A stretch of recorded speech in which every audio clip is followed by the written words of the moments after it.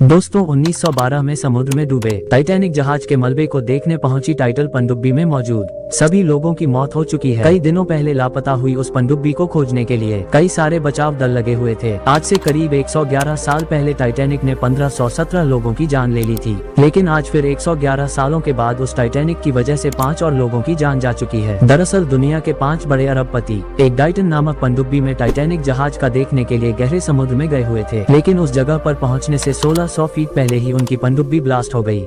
लेकिन ऐसा क्या हुआ, आपको बता दे कि ऐसा पानी की वजह से हुआ। टाइटैनिक का जो मलबा है वो 4000 मीटर समुद्र की गहराइयों में है और यहाँ पर इतना ज्यादा पानी का प्रेशर होता है कि यहाँ पर सिर्फ कुछ खास तरह की सबमरीन ही जा पाती हैं।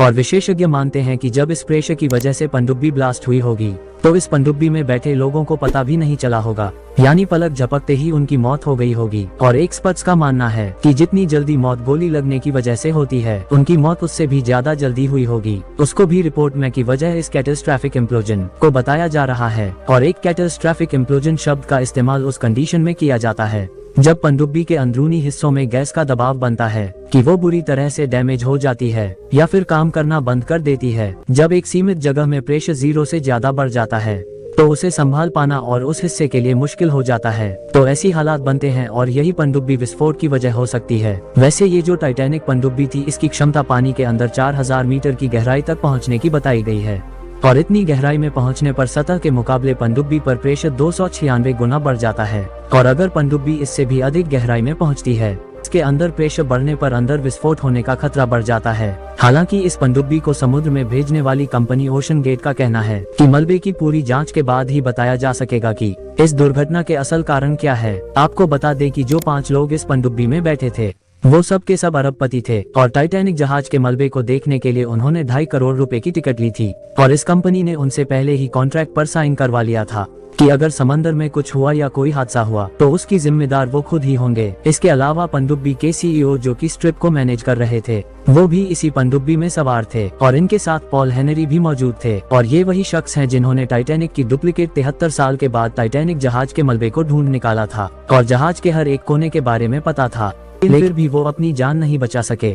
को रिमोट ऑपरेटेड व्हीकल को जब समुद्र के अंदर भेजा गया, तरह जब टाइटैनिक के मलबे के आसपास खोजना शुरू किया तो इसे वापस सबसे पहले तेल को मिला टाइटन पनडुब्बी जिसके पीछे का हिस्सा है जिसमें मेरा पति बैठे थे, उसके पीछे का हिस्सा मिला। और जब इसे थोड़ा सा आगे बढ़े तक इम्प्लोजन का निशान था, क्योंकि पनडुब्बी में जो विस्फोट हुआ उसका निशान था। साथ ही आसपास इस पनडुब्बी का मलबा बिखरा हुआ था। तो जब इस पनडुब्बी से संपर्क टूटा तो एक सर्च अभियान चलाया गया था और इस अभियान में अमेरिका, कनाडा की नेवी के साथ कभी की प्राइवेट एजेंसियों को शामिल किया गया और दावा किया जा रहा था कि इस पनडुब्बी में 96 घंटे का ऑक्सीजन था, लेकिन कुछ एक्सपर्ट ऐसा नहीं मानते हैं। और फिर 4 दिनों की लगातार खोज के बाद भी ये पनडुब्बी नहीं मिली और अमेरिकी कोस्ट गार्ड ने अपने बयान में कहा था कि मध्य अटलांटिक महासागर के पास इस पनडुब्बी का मलबा मिला है और ये टाइटैनिक जहाज के मलबे के स्थानों से जगह के काफी करीब था जहां 1912 में टाइटैनिक। अब 2 सत्य बड़े एक्सीडेंट के बाद अब प्राइवेट टूरिज्म पर सवाल उठने लगे हैं।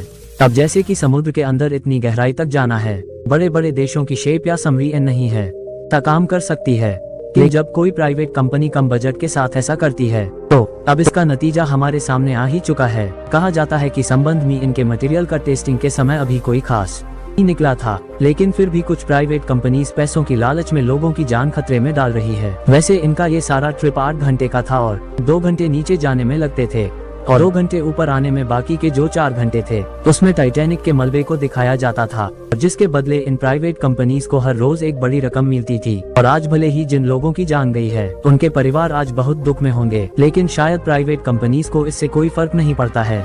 वैसे आप सभी को क्या लगता है, इस तरह के खतरनाक टूर्स उनको बंद करना चाहिए कि नहीं? इसमें आपकी क्या राय है, कमेंट करके जरूर बताएं। यू लाइक और शेयर जरूर करें और ऐसी वीडियो देखने के लिए इस चैनल को सब्सक्राइब कर ले। धन्यवाद।